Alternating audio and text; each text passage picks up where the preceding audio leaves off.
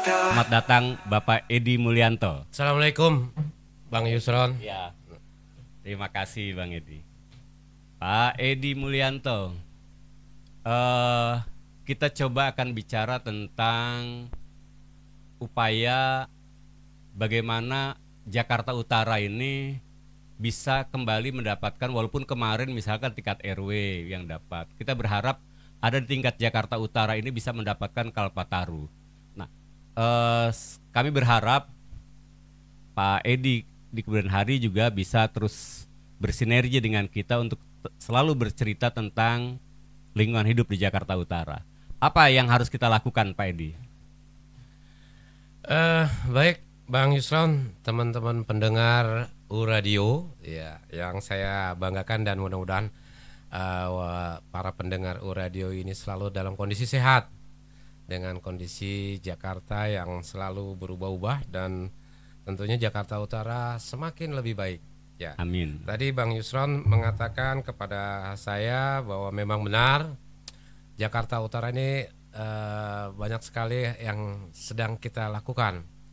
Alhamdulillah sejak Februari kemarin ya, di tanggal 17 Februari Jakarta Utara dijadikan percontohan untuk pengolahan sampah perkotaan se-Indonesia oleh Bapak Menteri Lingkungan Hidup, Bapak Hanif Faisal, di kantor kita sendiri, kantor Wali Kota Jakarta Utara.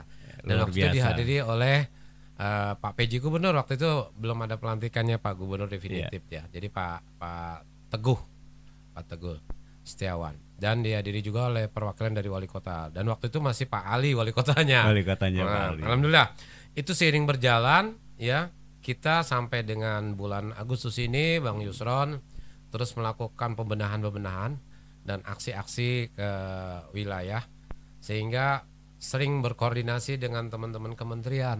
Luar biasa. Pak Menteri Lingkungan Hidup sudah beberapa kali hadir di wilayah Jakarta Utara, dan memang pertama kali yang di baseline oleh Pak Menteri adalah tentang peta jalan pengolahan sampah ya.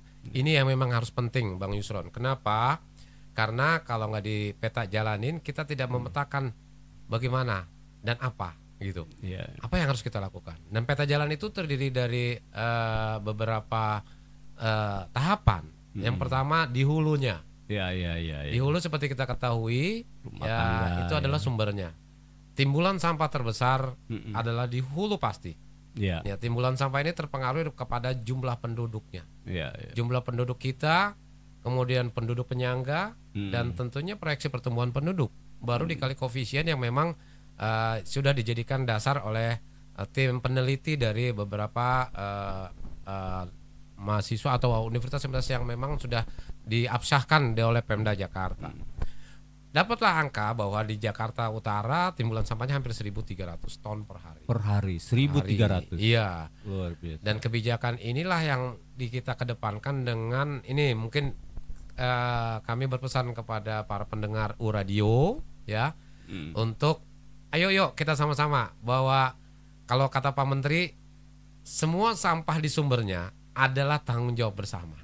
Kita punya hashtag ini Bang Yusron, namanya sampah tanggung jawab bersama, disingkat Samtama. Sampah tanggung jawab bersama.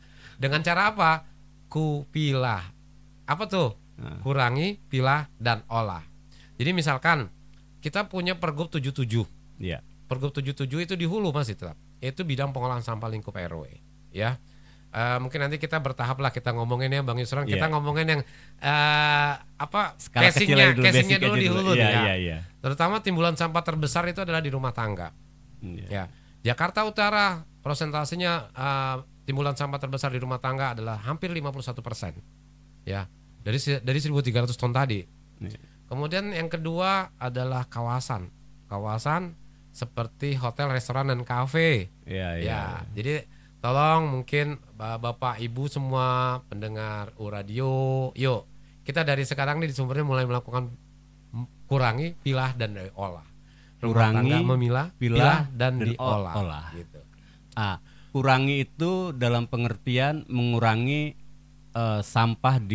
produksi sampah di rumah tangga. Ya, Jadi setiap hari kan pasti kita nyampah nih. Iya.